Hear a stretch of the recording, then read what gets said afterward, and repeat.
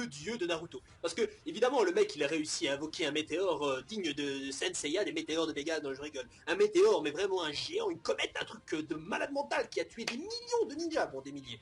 Mais quand même, le mec, il a réussi à sodomiser celui qui était le Jinchuriki de Jubi. Le mec, il arrive avec, en un seul clin d'œil, et c'est pas le cas de dire, en un clin d'œil, il a réussi à mettre à terre tous les bijoux, et en plus de cela, à survivre à chacun de leur coup de queue, sans jeu de mots sexuellement dégueulasse. Et en plus de ça, maintenant, il arrive à sceller tous les bijoux en même pas 2 secondes, alors qu'en plus, avant, il fallait toute la Katsuki pendant 3 jours pour le faire.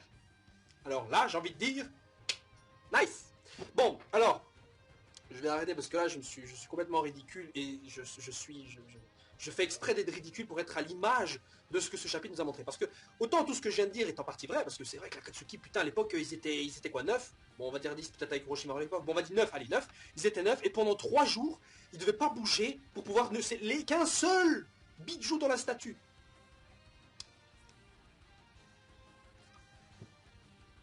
Et là, Madara, il arrive avec son Rinnegan. Bon, je veux bien que le Rinnegan soit puissant, mais quand même, à sceller tous les autres bijoux comme ça en un coup. Et le pire, c'est que justement, juste après, le mec, il fait « Oh, ça a pris un peu plus longtemps que prévu. » Enfoiré. En plus de ça, le mec, il se gêne pas pour rabaisser un peu Zetsu, mais bon, ça... C'est les méchants, évidemment. Quel serait un méchant s'il rabaissait pas ses acolytes? Bref, alors ce que l'on peut voir dans ce chapitre aussi, c'est que Naruto effectivement a perdu connaissance, donc est-ce qu'il a survécu, est-ce qu'il est mort, est-ce qu'il est au bord de la mort? Je dirais qu'il est au bord de la mort effectivement et qu'il n'est pas totalement mort. Alors Gaara l'emmène avec lui pour je ne sais où, mais visiblement il va se diriger vers Minato, alors je suppose qu'on va se diriger vers le fait que Minato va donner sa partie Yang ou Jing, je sais plus, de chakra à Naruto. Et que par la suite, certainement, Naruto va récupérer l'autre partie de chakra, comme ça il aura le Kyuubi ultime, ou alors il va pas le récupérer du tout, et cette partie-là de chakra va aussi disparaître. Ou alors, cette partie de chakra va servir à redonner vie à Naruto, un truc dans le genre, et au final il n'y aura plus de Kyuubi, enfin l'autre sera scellé, et l'autre partie de chakra qu'il y avait en Minato n'existera plus, ayant servi à sauver donc... Naruto. Bon, alors maintenant, pour la suite du chapitre, bah, pas grand chose à dire en même temps, hein. Là, enfin, Tobirama qui arrive, et il pète la classe en arrivant. Mais le mec, il arrive, il utilise un kunai. Bon d'accord, je veux bien que ce soit un Edo Tensei, mec, t'as le chakra illimité soi-disant, tu peux peut-être balancer des techniques interdites, vu que t'es un peu le mec qui en a inventé plein, tu devrais peut-être certainement connaître des techniques Suiton, qui déchirent sa race, qui, je sais pas, invoque un tsunami ou une connerie dans le genre. Ou même, t'aurais pu te suicider, enfin t'aurais pu t'exploser, je sais pas, utiliser ton corps comme bombe et attaquer Madara, mais qui est plus immortel, tu lui arraches un bras, voilà, il peut plus le faire repousser, il doit s'en recoller un nouveau. Évidemment, il n'aura pas non plus des membres qui sont à sa disposition non-stop. Donc quand même quoi. Quand même. Ceci n'est pas un clin d'œil à Manuel Valls. Donc quand même, putain. Quand même. Bon, bref. Et je me demande vraiment si cela reste un peu cohérent en fin de compte. Parce que moi, je trouve pas, là. Putain, Madara, le mec, d'accord, il a le Rinnegan. Il en a un seul, en plus. Bon, d'accord. Mais le mec, il arrive quand même à faire des exploits encore plus incroyables que lorsque c'était un Edo Tensei. Mais what? Bon, maintenant, Shodaime évidemment est à terre, voilà, il fallait bien une excuse pour le mettre à terre. Tobirama qui se fait baiser en 2 secondes, voilà, bon bref, je pensais que d'ailleurs qu'on allait nous donner à ce moment-là la raison pour laquelle il a inventé les Tensei. Parce que bon, il s'est pas dit, mais si je crée une technique qui fait revivre les morts. Non, évidemment, il avait forcément une idée derrière la tête. D'ailleurs, il allait le dire, je crois, il allait expliquer au moment où il discutait avec Sasuke, quand ils étaient encore dans le temple, sous le temple d'Anako, là, quand ils se sont fait ressusciter. Et à un moment, Shirama l'a interrompu en disant qu'il fallait pas parler de ça, enfin, bon bref, pardon. Donc je me disais qu'il y avait une raison importante, peut-être aussi la source de sa haine pour les Uchiwa, peut-être que les Uchiwa ont tué sa femme, ou peut-être un truc dans le genre, je ne sais pas, enfin bon, bref. Dans tous les cas, j'attends toujours de savoir d'ailleurs où est Hiruzen, parce que bon le mec, d'accord, Tobirama il est là, c'est un rapide, bon rapide ça lui a pris quelques chapitres pour se ramener, hein, super technique Hiraishin, un connard, bref, donc je suppose que, voilà, donc Hiruzen, enfin Sandaime va pas tarder à arriver aussi, bon je vois pas ce qu'il peut faire, je vois vraiment pas ce qu'il peut faire de plus là-dessus, en plus il n'y a pas vraiment de lien entre Madara, Uchiwa et Sandaime, donc de toute façon, niveau scénario, il n'y a pas gros changement, enfin pas de gros apports qui puissent être apportés de ce point de vue-là. Bon, alors maintenant, qu'est-ce qu'il y a? Ensuite, on a le petit échange entre Sasuke et Hashirama. Échange, évidemment, enfin, dans le sens dialogue. Alors, évidemment, encore une fois, on nous explique pourquoi on peut pas libérer Hashirama. Bon, voilà, c'est trop dangereux, bref. On peut pas le libérer. Et apparemment, Hashirama va lui filer ce qui lui reste de chakra. Alors, je sais pas comment ça peut être interprété. Est-ce qu'il va lui filer une technique un peu spéciale, enfin, un truc dans le genre, parce que, évidemment, Hashirama peut tout refiler, hein. Via son chakra, il peut refiler son ADN, il peut refiler un bout de sa peau, il peut faire en sorte de reconstituer un visage sur le corps, il peut filer ses pouvoirs de Senjutsu aussi, je suis sûr qu'il peut filer une capacité qui permet de faire repousser ses cheveux aussi longs que les siens. Enfin, voilà, il a certainement plein de trucs comme ça, donc je sais pas ce qu'il a filé actuellement à Sasuke, peut-être du chakra Senju, oui, ou alors une partie de l'ADN de Senju de la même manière que Madara en avait sur lui, un truc dans le genre, hein. Ce qui serait alors la passerelle pour que celui-ci éveille son Rinnegan.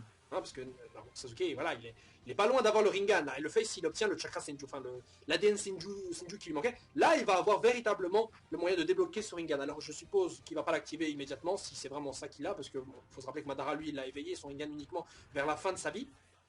Et donc Sasuke, bah là il est vraiment pas à la fin de sa vie, je pense qu'il devra attendre des années avant que ça active, ou alors il y a certainement facilité scénaristique, le potentiel de Sasuke est supérieur, donc son Rinnegan s'est éveillé un peu plus tôt.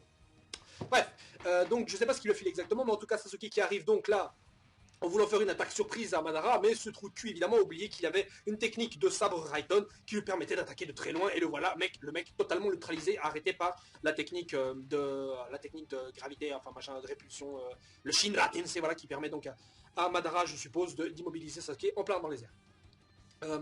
Maintenant, là, il s'est transpercé, donc je sais pas. Est-ce qu'il est mort? Je pense pas. Est-ce qu'il s'est vraiment fait blesser? Je pense pas. Il y a moyen que ce soit un Izanagi, parce qu'il faut dire que l'Izanagi, il faut se rappeler que l'Izanagi du Rikudo lui a permis de créer plein de choses, dont les vidéos, je crois d'ailleurs.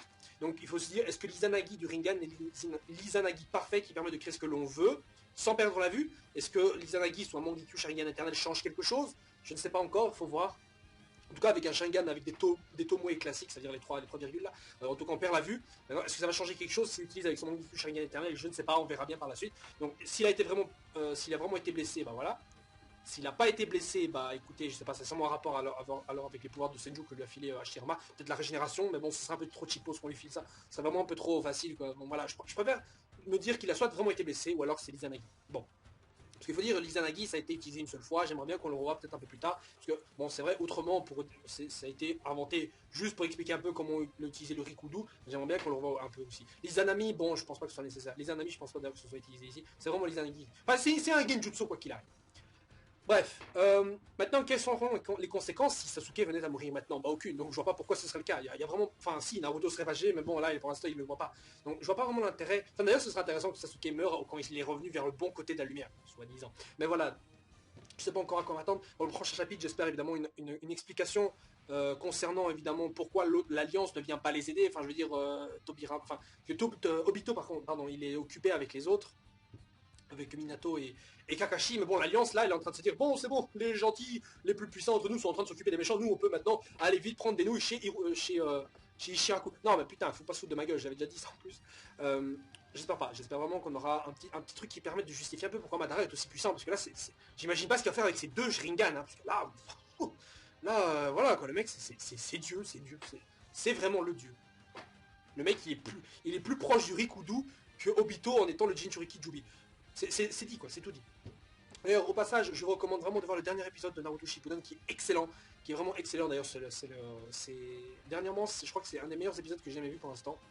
J'avais vraiment pas aimé du tout l'épisode où Toby avait révélé son identité de Obito. Maintenant, on peut le dire, on s'en fout maintenant. Si vous suivez l'anime, vous êtes obligé de savoir maintenant Toby et Obito Uchiwa. Donc, j'ai bien aimé cet épisode de flashback, j'ai vraiment bien, c'était hyper bien fait. Et je vous le recommande à tous de resuivre l'anime avec attention pour l'instant parce que ça déchire sa race. Voilà, sur ce, je vous laisse sur cette fin cheapo souci. On se retrouve la semaine prochaine pour la prochaine vidéo en espérant un chapitre un peu plus acceptable. Mais celui-ci reste quand même agréable à lire parce qu'il est très très amusant. Ciao ciao. Zoom.